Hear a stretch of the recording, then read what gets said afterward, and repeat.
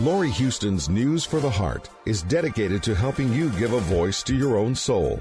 Our hearts have the power to free us from pain and the struggles that keep us from awakening to our true essence. Join Laurie now as we delve into our heart and soul to find the path that will open us to the possibilities and lead us to the life we love to live. And good afternoon. This is News for the Heart. And today I have my awesome co-host, Tom Campbell. Now, Tom's been away for a little while, so we might talk a little bit about that to find out how his trips went and his what is it that you do? Workshops. But yeah, we're going to talk about expectations and attachments and how that sort of relates to everything. But welcome to the show, Tom.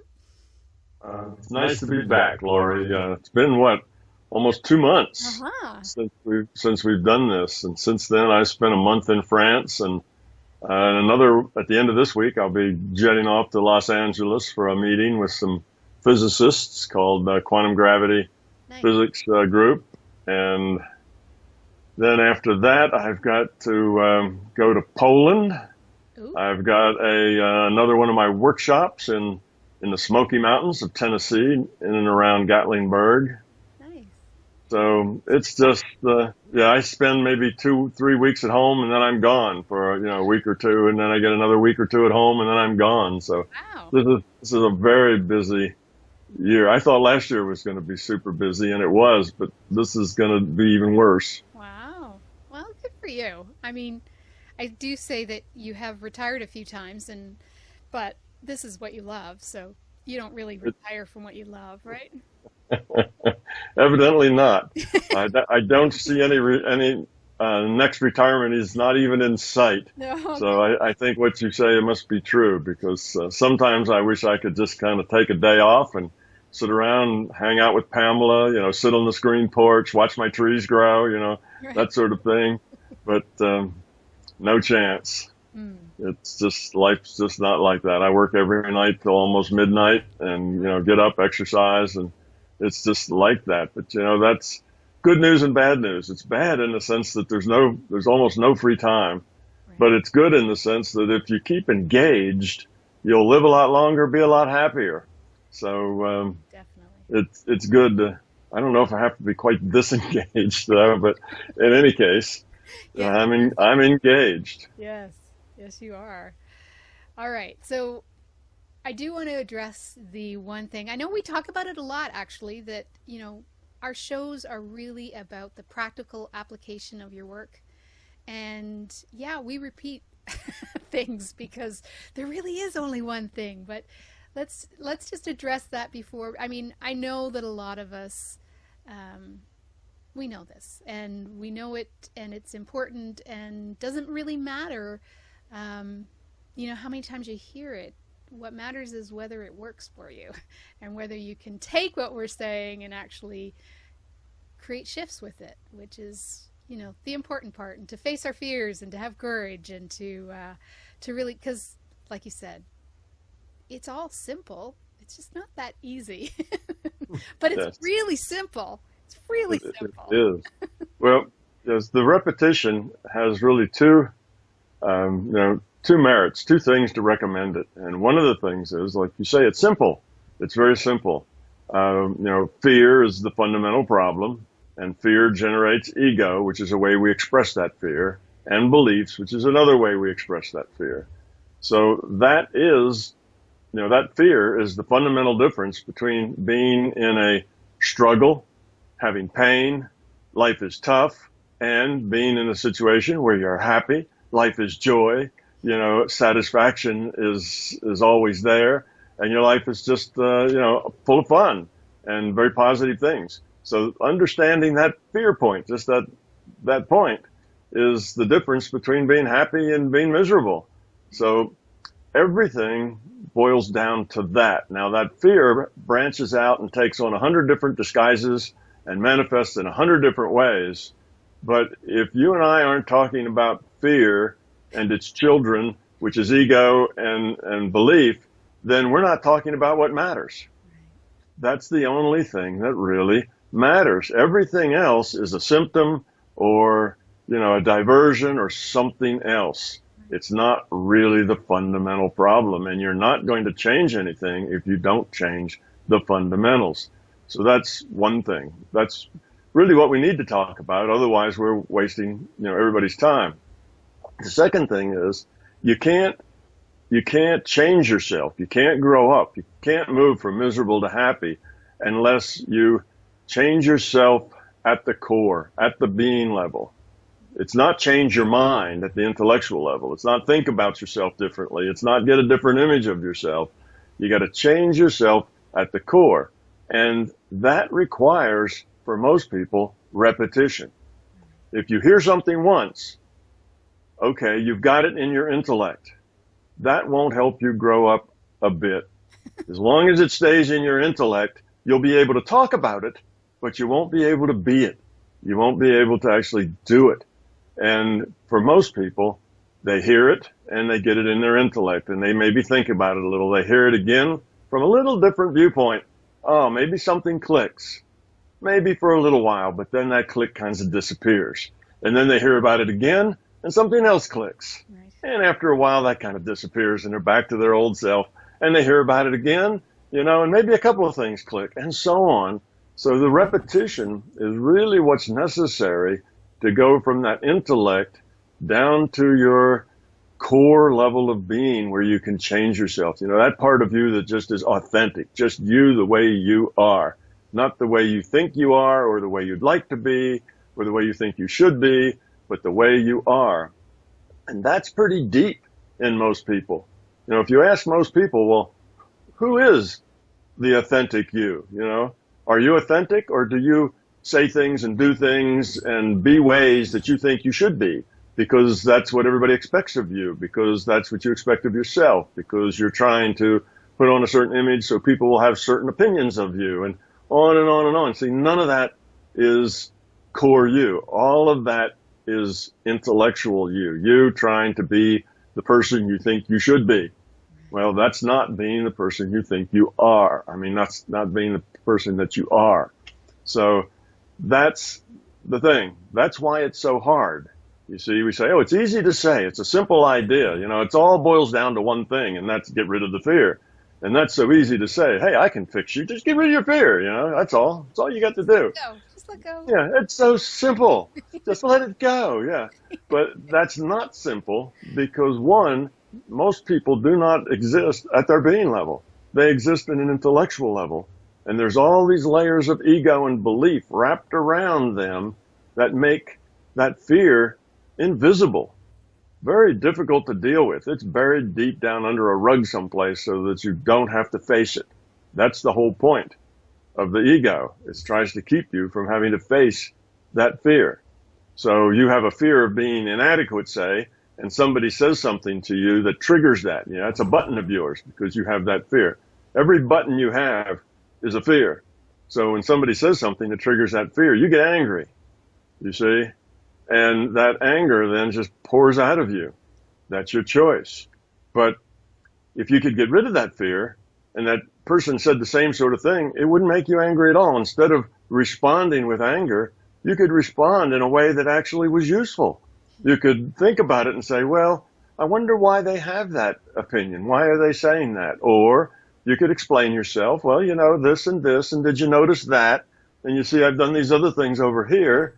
And you could actually have a discussion. But once the anger comes up, there's no more value in it. You see, the whole thing now goes negative. So you growl and you roar, and then they growl and they roar, and then this cat fight takes place.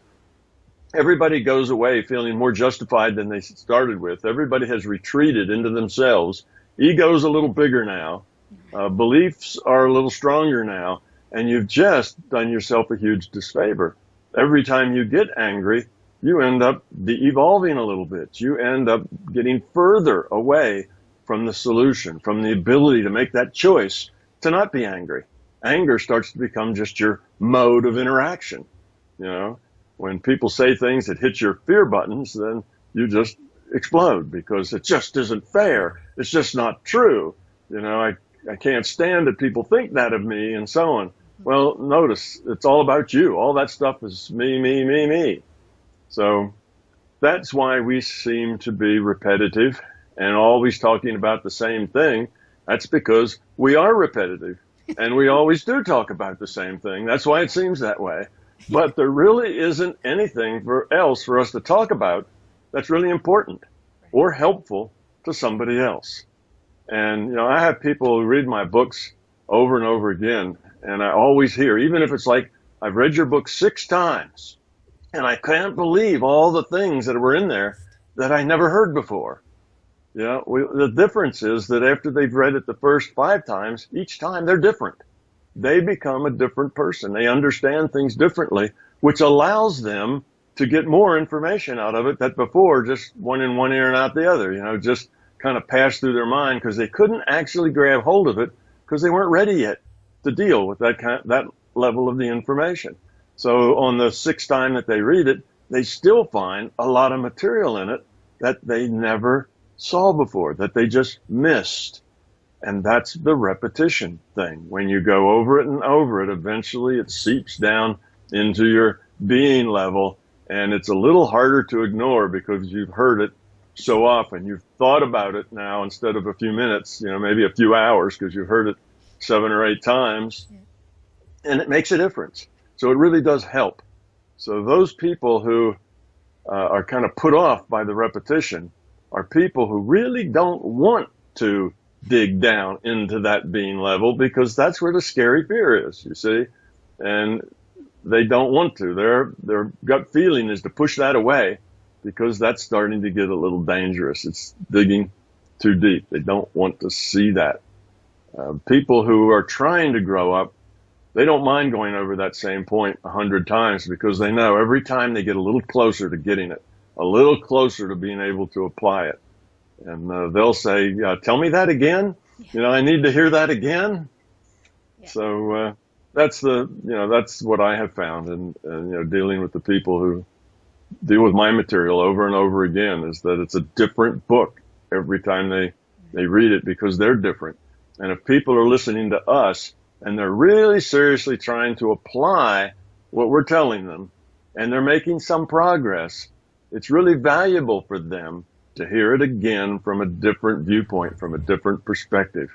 Once is the perspective of love, the other is now we're going to have a perspective of expectation, and there's different perspectives and way of looking at it. And some ways will click with some people and other ways click better with others. So we're kind of doing what we have to do, because if we talk about anything else other than fear, we're not talking about what's important. Well, I do know that I get a lot of people that are asking, which is the best show for relationships? I'm like, well, pretty much all of them are about relationship, because relationship is how we grow. But, it is interesting that people really, really like the relationship ones, because I think that's where they can relate the deepest in understanding, and it also allows them to sort of get out of their ego, because that's what we're kind of helping them with. I mean, I know that we called one tough love, but I mean, we're not really being tough love. It's just we're helping people so that they're not so stuck that everything is about them, and that helps them, kind of see their relationships better, and that is probably more important than anything we could probably ever, teach someone, is, how to, get out of themselves and then see that their relationships can be so much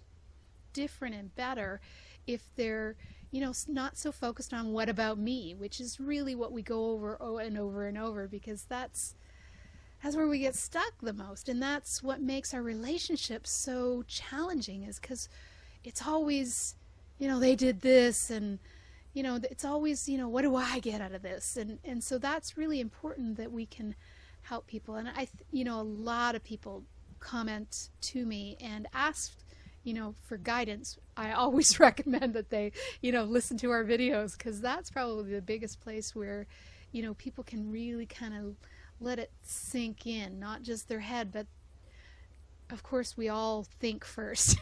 We all use this big part of ourselves that is, well, that we overinflate, but it's important because we have to sort of get to that place. And I love that, the relationship aspect is so big for people because it is the most important.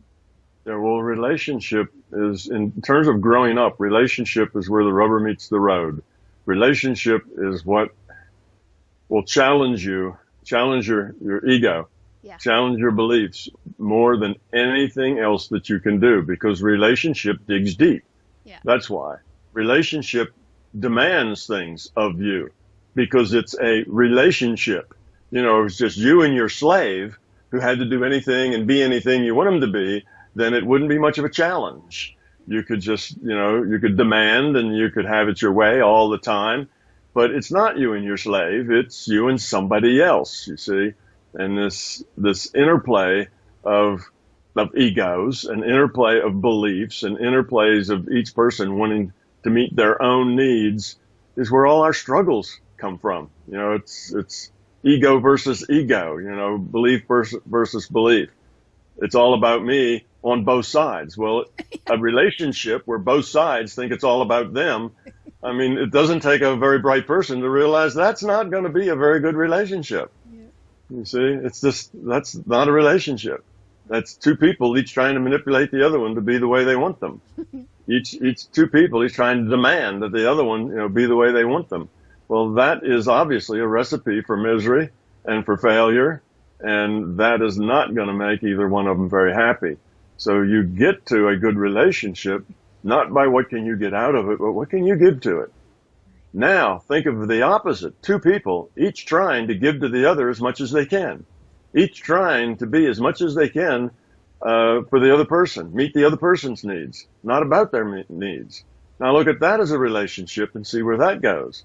Well, obviously, that would be pretty good. There's somebody over there on the other side of your relationship that's just doing whatever they can to make you happy, you see?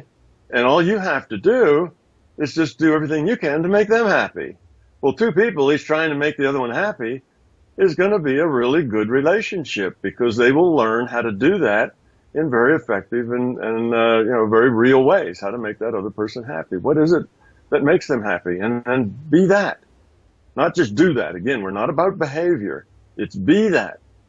You see, if you just do it, then you're in this thing of being false. If it's acting, you're saying, well, okay, my husband throws his dirty clothes all over the floor and I have to pick them up and that's just not fair, So I nag at him about that all the time, but it doesn't seem to make any difference because he still does it anyway.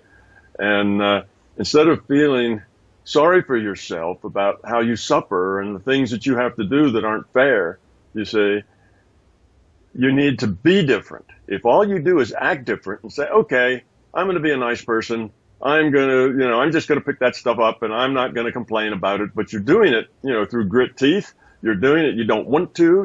You're pushing yourself to do something you don't want. That's from the intellect. That's not from the being level.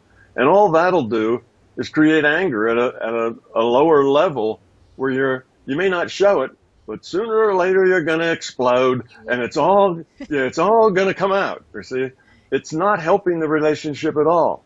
So we don't want you to act better. Well, we do want you to act better, but we don't want you to do it because you're acting. Yes. We want you to be better.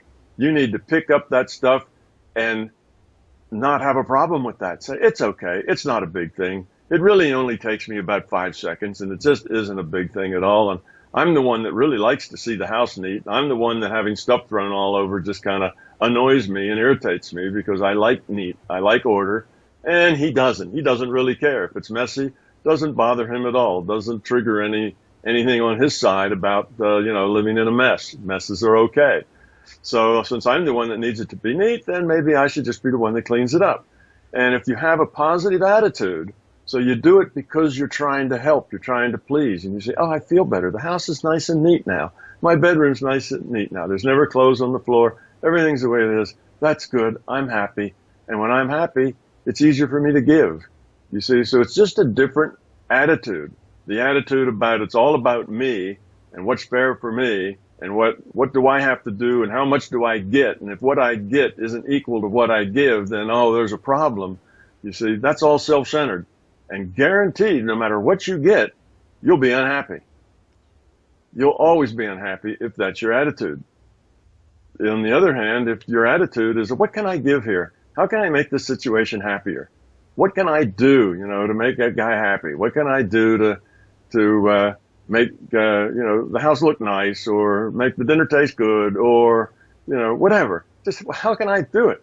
And then take pride in the fact that you're doing a lot of things, to make somebody happy. And you're happy when they're happy because it's working. You're being successful, you see? So they're happy, and you're happy because they're happy. And they're happy because you're happy. And pretty soon, everybody's smiling and happy all the time. So that's just the difference. And all you have to do is change an attitude. Get out of the self-pity. Get out of the victim role. Get out of the woe is me, it's not fair. And get into the, what can I give? Don't worry about what you get. What you get is just not important. It's what can you give? And pretty soon, what you can give is what makes you happy. You stop thinking about your needs and your wants. You start thinking about somebody else's needs and wants. And you're just trying to give. Now, even if the other person isn't into the same idea, they tend to well be after a while. If you can do that long enough that they begin to realize that that's just really the way you are. You're not just putting on a show. You're not trying to manipulate them to get something, You're not going to pop something out on them after you're nice to them for a week, Once they realize, and it might take a couple of months before they realize that that's just the way you are. You're just giving. You're nice. They're going to start to change because that gives them an environment that makes it easier for them to start thinking about what they can give. So it tends to bring that other person around, even if that other person is not really, thinking about this, or is not really listening to Laurie's programs and not really understanding what's going on. They'll tend to come around anyway. And if they don't, if they're, let's say, a sociopath that just, can't relate to anybody, or maybe they're autistic and can't relate to anybody, or something like that, then it's a little different. Then they may not come around. Well, then that's another thing. It's a different problem altogether, you see. Now you have to decide as whether or not you can live with that or not. And if the answer is not, then go find another relationship. If it is, and that's okay, then it doesn't matter. You can just give to that. Nothing has to come back. It only takes one to love. It takes, trust has to be earned. Like has to be earned. But love doesn't have to be earned. Love is just given away. So when you love somebody, it's unconditional. It's not unconditional. It's not love. You love them. It's unconditional. You just give to them. And if nothing ever comes back, that's okay, because you just love them and you can give to them. And what happens is you'll continue to grow up because of that love you're giving. You will evolve the quality of your consciousness. You'll grow up. You'll get bigger pictures. You will tend to be evolving. And that's good. That's what you're supposed to be doing. So see, even if you're in this relationship and it seems to be very one-sided, you still win. It's not like, oh, that means I lose all the time and the other person wins all the time. That's your fear talking. If you just give to it, you will win all the time because you'll be growing. You'll be evolving. And that's what we're here to do. That's the point of it. You see? And that's what makes us happy. As we're evolving and growing, we feel good about things. So here you are, giving and giving and giving, not getting a whole lot back, growing up, becoming love, getting rid of your fear, getting rid of that ego, getting rid of those beliefs, and you're still a real happy person. And your relationship is good, you see? Yeah. And you don't have to get anything really back of much consequence, but unless that person's a sociopath or otherwise autistic or something that just doesn't relate to people, then that other person is going to start to change and follow your lead. So, but if they don't, you see, it doesn't mean that that's an impossibility. The only thing that makes it like you need to just get out while the getting's good is if that person's abusive. If that person slaps you around or does other sorts of things, then it's time to leave. It's time to go find another relationship someplace and not be codependent within a bad relationship. But that's different. But that's the 1%. That's not what typically happens. Typically, it gets better and better and better. And if it doesn't, it may still be good enough. You see, it may still just be good enough like that because you're doing what you're here to do. Right. And that will in itself make you happy. Even if you end up doing all the work. That's okay. You're growing up. You feel good about it. You see, it's a good thing. You're able to contribute a lot. And a 99.9% probability you will help that other person grow up too, and they will change. It just may take a while. It may take 6 months, or it might take a year. It's could be a slow process, but it will probably work. So that's the thing. It's not about what you're going to get. It's about what can you give. So that's the key thing. And it's so obvious. A relationship where both people are trying to manipulate each other is obviously not a good relationship. Each people are saying, what can I get? And how much do I have to give to get it? I don't want to give too much, because if I give, this much and I don't get that much back, that's unfair, and I'm doing too much. Well, that's kind of the beginning of the victim mentality. You see yourself as a victim and you see yourself as abused, and you don't want to be any more of a victim or any more abused. So you got to watch that line real carefully and make sure that what you get is at least as much as you give. Otherwise, you're being abused and you're a victim. And all that is nonsense. That is just the very most wrong way you can think about anything. All that does is lead to misery and unhappiness and pain. So you got to let that victim go. That idea that you're a victim, that you're abused, that you're not getting your fair share. In a relationship, you just let all of that go and say, what can I give to it? What can I do to make that other person happy? And there's one thing that comes up a lot in our, kind of spiritual community, where they'll say, well, be the better person. And it's like, well, if you engage in that, you're just engaging in ego. Because to right. say, I'm the better person, I'm gonna suck it up and be the better person. That's not giving. That's still a way of manipulating, and it's all ego.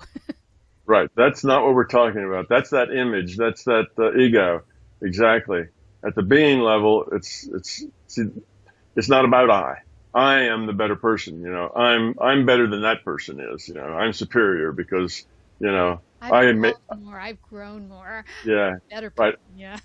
I don't get angry now when somebody says something that hurts my feelings. I just grin back at them, you see, because I'm evolved.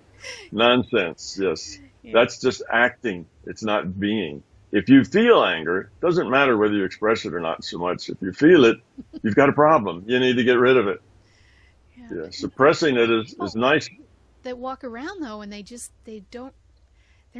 they're not aware just how angry they are and how much they've stuffed it down. Like, they're just not aware, which is what we're trying to obviously talk about so that people become more aware. But it's true, like when we engage our ego, sometimes we're not even aware that we're angry, or anger is not even a primary emotion. There's always something underneath it, which is usually sadness or grief or disappointment, something that kind of triggered that anger. I mean, it's amazing how people can, I don't know, be so asleep. Is that I don't know if that's really the word, but sometimes it's like, really, are you that unaware that your stomach is in knots and you're talking to everybody else instead of the person you need to be talking to, and you're bringing up all this stuff. It's like, yeah, okay. That's because we don't take responsibility for ourselves. You see, we blame it on everybody else. So instead of us saying we need to look inward, we need to solve our problem, we need to solve our fear and our ego and our belief, we don't look at ourselves. We are guiltless. We are pure. We are wonderful. It's these other people that are nasty and mean and make us angry. It's these other people that say all this awful stuff. And, my life would be perfect if just everybody else would straighten up, and be the way I want them to be. That's the thing. See, so we never look inside and find the fault with us, find the fact that we're angry because we have fear. That's why we're angry, not because somebody else belittled us or said something rude. You see, our reaction, right? We have to take responsibility for everything. Every reaction we have, we have to be responsible for it.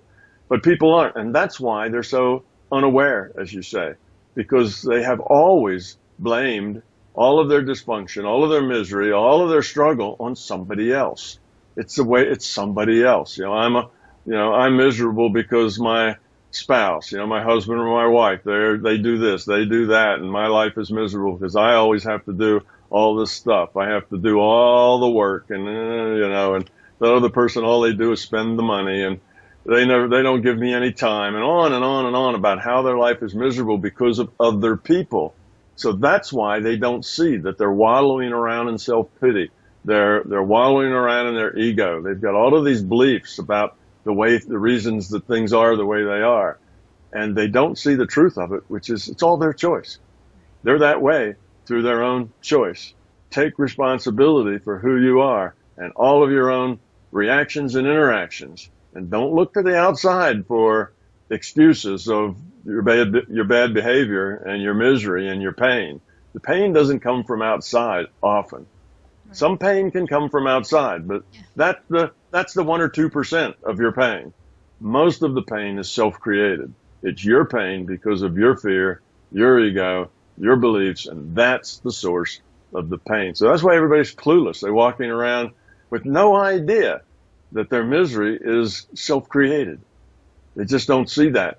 And to admit that would be a really scary, terrible thing. To admit that, suddenly you have to take responsibility. And most people don't like that. They're not willing to take on that responsibility because now they have to do something about it. It becomes their problem. And if they feel, let's say, inadequate, then they don't want to admit that they have a problem or that they might be inadequate to, in what they're doing or in the relationship. They don't want to do that because they have fears about that and they want to push that under the rug so they don't see it. And what we're telling them to do is see it, face it, accept it, then deal with it. And that's why it's so hard. People don't want to. They'll say, yeah, tomorrow, maybe I'll do this tomorrow. But for now, it's that jerk is what makes me angry. If it jerk would just stop doing that stuff, then I wouldn't be so upset. And that's not it at all. It's you have to change you. You can't change anybody else. You can only change yourself. If you're waiting to change somebody else, you're just going to be frustrated because that doesn't work. We humans and almost every other conscious critter have this instinct that when somebody's trying to push us, we resist. We push back. That's just the way it is. Reach out to your dog or cat, put your hand on their side and give them a little push, and you'll see that they will automatically push back. Nobody likes to be pushed. Nobody likes to be, to succumb to outside forces that move them around. Everybody wants to function in life under their own free will, and we automatically resist being pushed. So there you are, manipulating and pushing and prodding and putting pressure on here and pressure on there to get your way. And all you're doing is making it worse. You're making those people push back up, and just like your teenager, you tell your teenager, now don't ever do that. Well, just by telling them that, they have to do that. They're going to go right out and do that as soon as they can because you told them never to do it. Right. Because they're in that mode of their life where they're trying to make their own choices. They're trying to live under their own free will choices. They're transitioning from a child to an adult. Child, you make choices for them. Adult makes choices for themselves. And they can't make that transition if you keep making choices for them. So they resent it. And they'll do just the opposite just to preserve their own sense of their own integrity. They're not just being pushed around. They're in charge of their life, you see. So that's teenagers. Well, that's an extreme case. But all of us, no matter what our age is, we have that same thing going on. When somebody tries to manipulate us or push us or tell us what to do, it makes us push back, do the opposite thing. So all of this complaining, conniving, why don't you pick your clothes up? Why do I always have to pick them up? All that does is make it less likely that that person will do that. They're more likely to do it if you don't say anything or if you just pick them up. And eventually they'll think, I seem to get an awful lot of services here. That's awfully nice. Maybe I ought to act a little better, you see. Now you might get somebody to move in a direction under their own steam, their own choice, and now it's real. Otherwise, all you're doing is forcing somebody to act a way that's not really true to them. All right, you get mad and you throw a fit. So now that person picks up their stuff, whether it's your child or your spouse or what. So now they pick up their stuff. But you haven't changed anything at the being level. All you've done is force somebody to do something against their will, which makes them worse. It just hurt the relationship. That didn't solve it. Okay, the room's neater. They're picking up their stuff. But your relationship just took 2 steps backward. You see? So you think, oh, I won that one. Look, the room's nice and clean now. I feel so much better. But your relationship is really worse than it was before.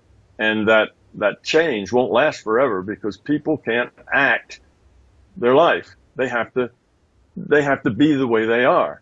So yeah, okay, they'll pick it up for 2 weeks. You know, your kid will pick up his room for 2 weeks. And then after 2 weeks, it's just as messy as it was before. So you holler and fuss at them again and force them to do it your way. And the relationship gets worse and worse. Pretty soon your kid learns that if they want to live their own life, they have to hide stuff from you. They'll never come and talk to you about an issue or a problem or anything else. They'll take all the mess and kick it under the bed, you know, so that you can't see it. You know, they'll find some ways to game the system.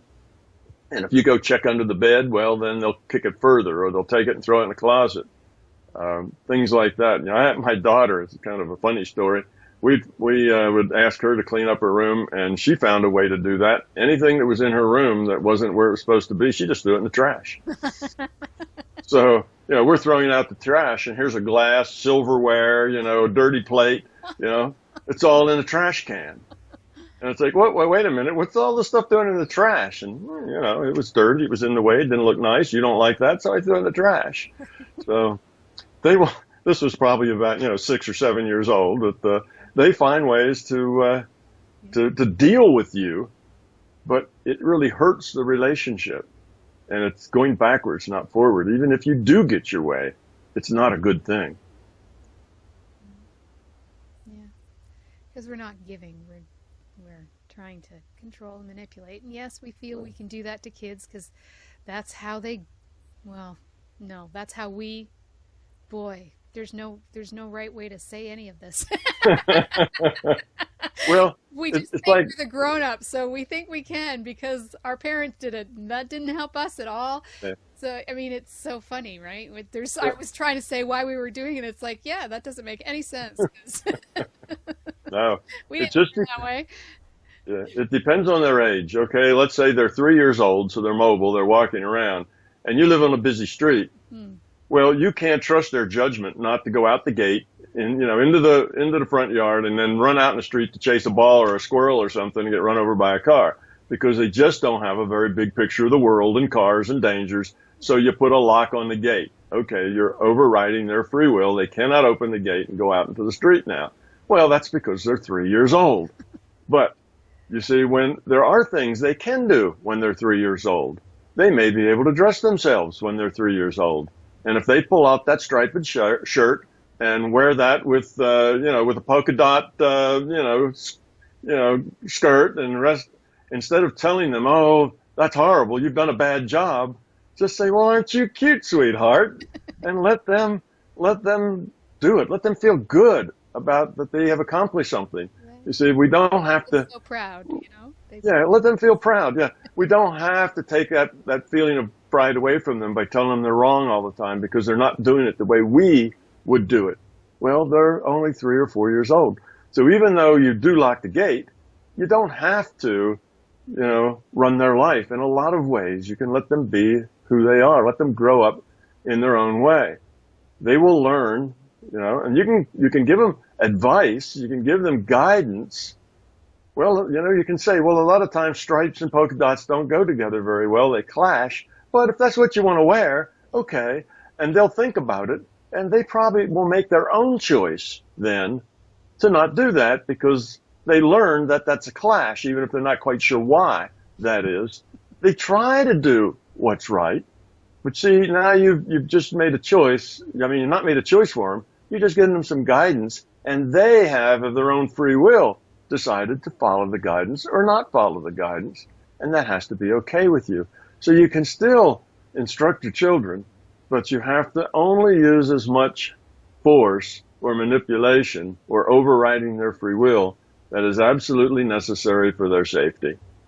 And other than that, you need to let them find out for themselves. We learn by making mistakes. That's another thing. People say, well, I'm not sure how to do this. How do I get rid of the fear? I don't know that I'm doing it right. Am I doing this right? I've done this and this. Is that right? Well, they don't feel adequate, so they have to always be told all along that what they're doing is okay. But the thing is, people get paralyzed. They can't act because they're not sure it's right. They can't act because they don't know how to do it. But in matters of growing up, just do it. Do what you think is right, whatever it is. Doesn't matter really whether it's right or not. Learn from it. So you do it, and if it turns out badly, you learn from it. If it turns out well, you learn from that too. Do more of it.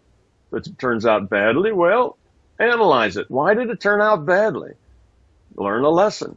There's no penalty for doing things wrong. There's only a penalty for doing things wrong over and over again without learning anything.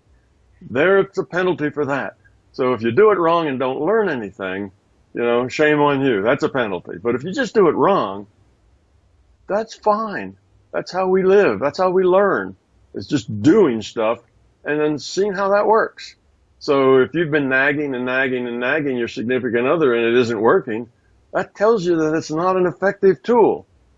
Do something else. Learn from that. Say, that's just not working. It's not making us happy.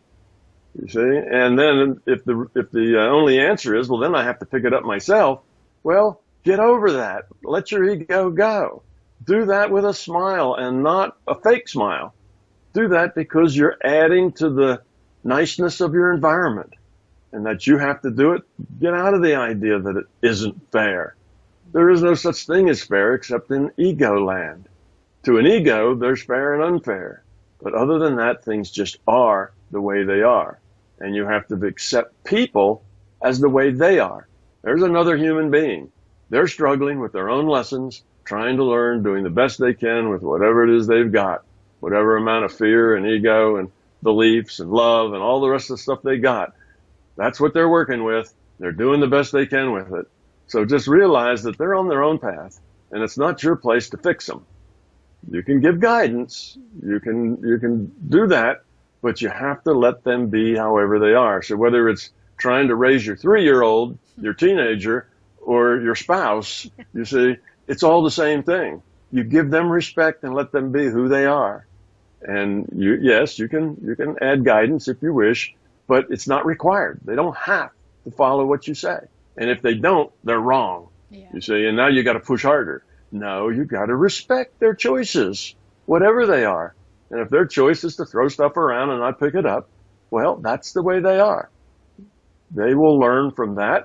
And the way they'll probably learn isn't by you nagging at them. That will make it worse. They'll learn by you picking it up and them beginning to realize that living in a nice, neat house is kind of nice. You see?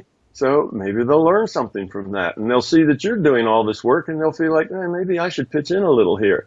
I'm not feeling like I'm doing my part. That's how you teach them, not by nagging at them and telling them what to do.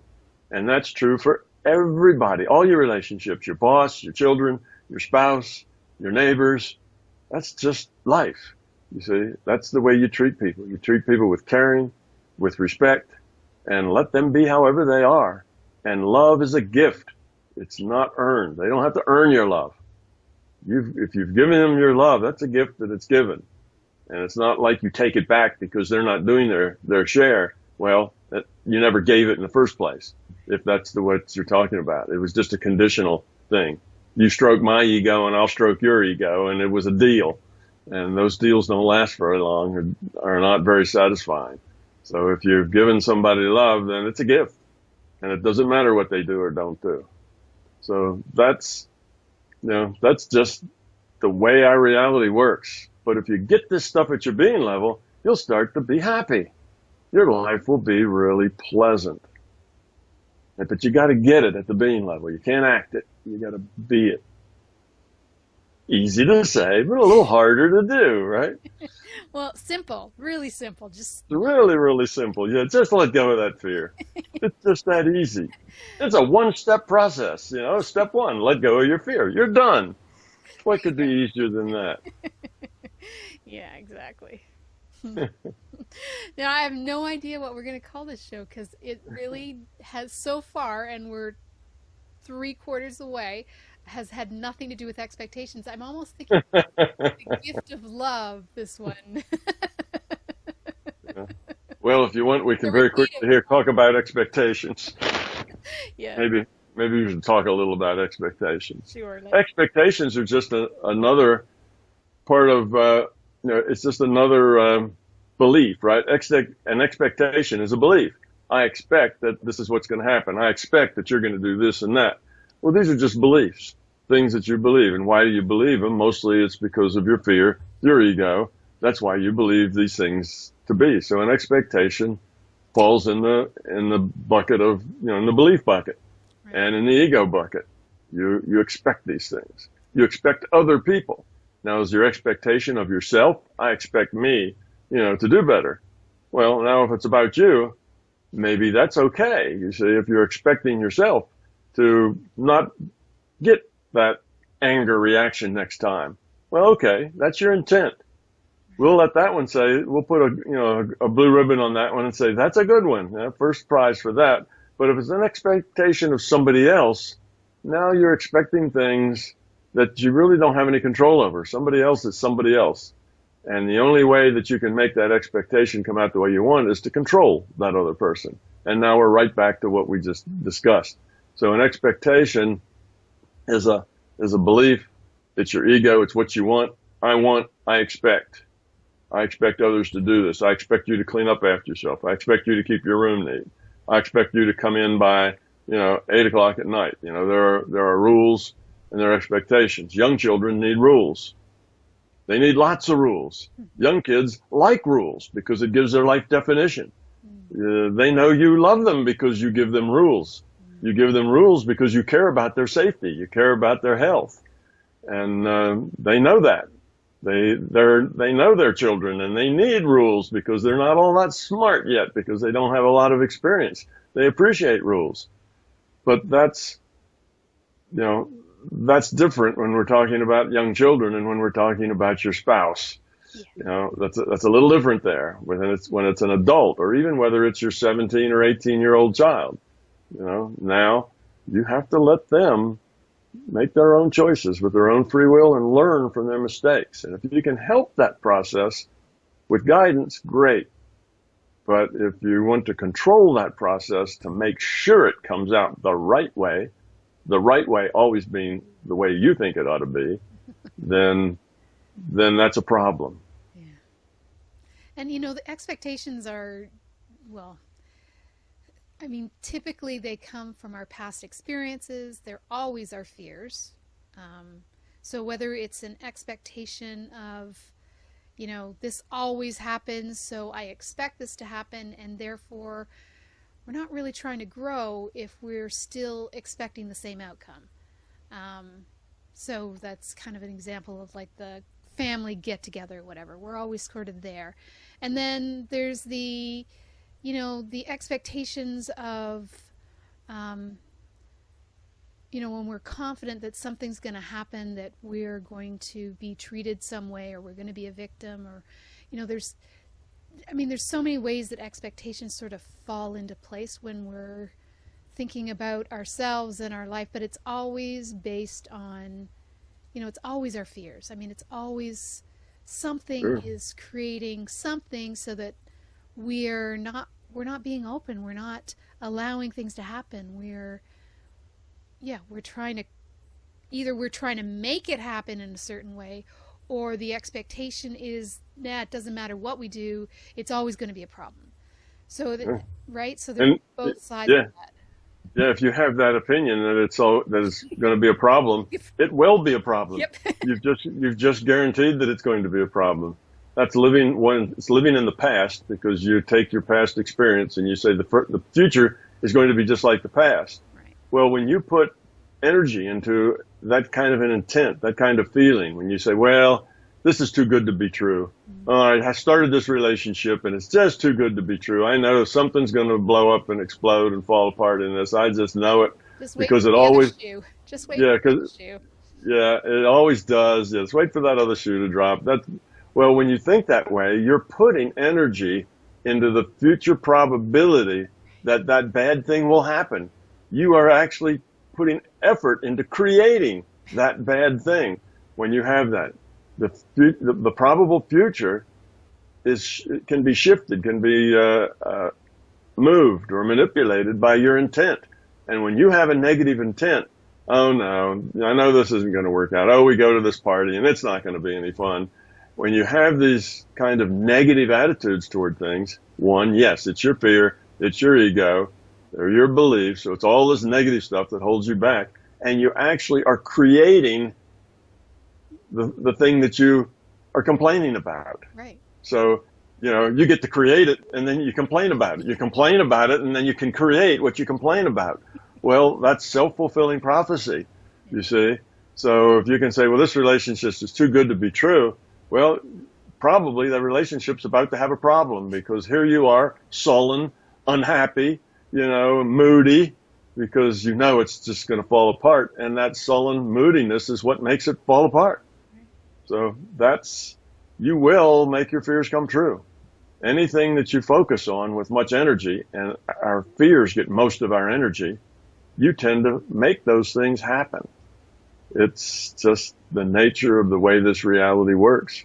So that's another problem with this negativity. It not only makes you miserable, but it creates the misery that you find. Your pain is self-created. The things we fear the most are the things that are most likely to happen to us. And we do those things. If you watch somebody, the way they interact, and you will see that when they are afraid of a certain thing happening, they will act in the exact way to encourage that thing they're afraid of to happen. All the time it happens. All the time, yeah. Yeah, it's like, okay, you're afraid this will happen. Now here are the 5 worst things you could possibly do, if you're afraid of that happening. And that's exactly what they do. It's just like they were programmed to do those things that would fulfill their prophecy. And people work like that because you will create what you fear. Because we're here to grow, and the only way we can grow is by facing that fear. So until the universe sees that we've actually, or the greater consciousness sees that we've actually achieved it, they're going to keep giving it to us too, right? Right. Exactly. That's what that's. Yeah, there's only one way out of the misery and the pain, and that's to grow up. Right. If you don't grow up, there is no way out. You see, and winning the lot. Yeah, winning the lottery won't help. No. You see, so there's no way out. No. There's no way out of the pain unless you grow up, unless you get rid of the fear. That's the only path out. And people think, oh no, if I just get this promotion, if I just get that, this girlfriend just likes me, and if I get this and this, everything would be so wonderful. And you find out it isn't. It's just about the way it was before. Now it's just different. It seems wonderful for a little while because you're really happy that you got the promotion or whatever, but it turns out to be about the same as it was. Yeah. It's not really all that different in the long run because you haven't grown up in it. You see, the only way out, the only way to get rid of the pain, the misery, the dysfunction, the unhappiness, the not feeling fulfilled, not feeling satisfied, is to grow up yourself, not to change anybody else. And then all those things start to turn around. There isn't any other way. Yeah, winning the lottery won't help. You can suddenly get, $50 million, and in, a year or two, you'll be just as unhappy, if not more unhappy, than you were before. Or you're just going to find different ways to be unhappy. Like, the money is never the answer, whether you spend it all or whatever. You're just going to find a different way to be unhappy. If you get $50 million, that's going to solve a lot of things, but that's not the problem with your unhappiness. That's not where the happiness or the unhappiness comes from. I mean, it never, never. Exactly. It creates a whole new set of problems. Yes, exactly. Yeah. All these people want money from me, my family, but you'll just find another way to be unhappy. Oh, yeah. Instead of complaining about the quality of the shoes you bought, you'll be complaining about the quality of the yacht you just bought. But you'll be complaining just as much, which means you'll be just as negative as you ever were. Exactly. Yeah. Yeah, growing up. It's so much fun, isn't it? Isn't it? Yeah. That's the thing. You get to a point after a bit, you get rid of some fear, that it is fun. You see these challenges as fun things, interesting things. Well, something happens, and maybe it's a thing that's pretty tough, pretty hard thing to deal with. And it's a challenge. You say, well, how am I going to deal with this? What's the low entropy path? How do you deal with this with love and with caring and not being self-focused? And then you think about that, and then you try to be it, not try to act it, but you try to be it. So this life is constantly challenging, and the challenges are fun. It's, it's sort of like, putting on the goggles and getting your little, light and playing the games in the dark room with, what do they call that? Laser tag, and things like that. You're in a game, and you have to have a strategy. And your strategy is, how are you going to deal with this, out becoming negative? What's the positive way to deal with this thing? And then you find yourself getting negative about it. And then you back up and say, no, I don't want to go down that path. And then you do something else. But you work at the being level. And then life gets to be fun, even when the big bad things happen, even though, you lose somebody close to you, dies or gets run over by a truck, or your dog dies, or whatever happens, your spouse leaves you for somebody else, all these things that happen to you that are like, oh no, it's going to change my life. Instead of that, it's like, oh, my life's going to change. That's interesting. I wonder how it's going to change. What kind of challenges am I going to get next? First, I got to deal with this. How do I deal with this positively? You see, now life becomes pleasant even when it's bad. It's still not all that bad. It's a set of choices and ways of being. And it's like being in this game, and the game becomes fun. Even those hard things become fun. How am I going to deal with this? What's the right way to approach this? And then you approach it, and it gets easier and easier and easier. In the beginning, it's difficult, but it gets easier and easier as you get rid of the fear. And then not only do you find that you're happy all the time, even though tough things happen, because tough things happen to everybody. Exactly. It's just the way it is. I mean, everybody runs into stuff. Everybody gets cheated on a deal. Everybody pays for something twice as much as they really should. Everybody gets taken advantage of. I mean, that's just the world we live in. And you can let that make you angry and unhappy and miserable and complain and bitch, or you can just say, well, I learned something there. Education is expensive. So I learned something there. I won't do that the next time, or I'll do this. Or you just say, well, that's the way it is. I had to go to that spot because that's just what I had to do next. And when I got to that spot, there was a snake there and it bit me. Well, this life's like that sometimes. It's like suck it up, cupcake. It's life. Go on. Don't sit around and wallow in your misfortune. So then life becomes fun. And it's not, growing up actually does become a game. It becomes a fun thing, a challenging thing in a very positive way, rather than a painful thing that you have to struggle through. All right. Well, this has been an interesting show. Again, I have no idea what I'm going to call this. It's kind of a whole bunch of different things, but I'm kind of going with the gift of love. Gift of love. Anyway, something like that. As always, Tom, love having you on the show. It's been like 3 months since we've talked, so I'm kind of happy that you're back, and that we'll be back on a little bit of a schedule, hopefully for a while, and then we'll see what happens. But if you want more information about Tom, mybigtoe.com. Go to his YouTube station, which has hundreds, literally, of workshops. There's so much that you can do, and if you want to get from a place of how to make it practical, then listen to our shows, because they're the ones that sort of deal. I mean, you have other people as well that deal with your practical, but we kind of deal with it a lot, which is well, not too many actually, Laurie. There's you, and there was a young lady, Evita.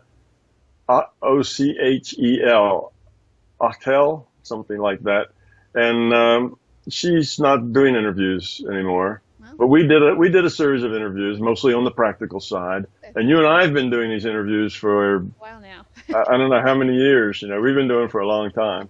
But I get a lot of emails where people want to talk about kind of the soft side of MBT, rather than the science or the hard logical side of it.